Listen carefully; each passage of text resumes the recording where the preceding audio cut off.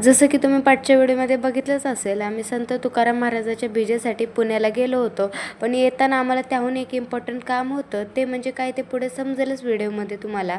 तर आम्ही छान असं एकविरा आईच्या दर्शनाला आलो होतो.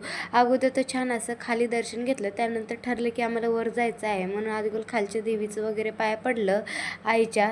त्यानंतर वर जायला निघालं. वर आलं की जे आमचं काम इम्पॉर्टंट होतं ते करायला घेतलं, ते म्हणजे बबडीचं जावळ.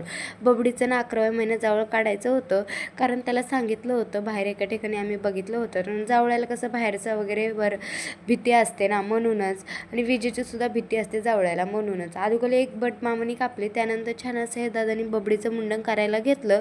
पण बबडी काही गप्प बसत नव्हती, म्हणून असं बबडीला फोन दाखवून आमचं मुंडन करणं चालू होतं.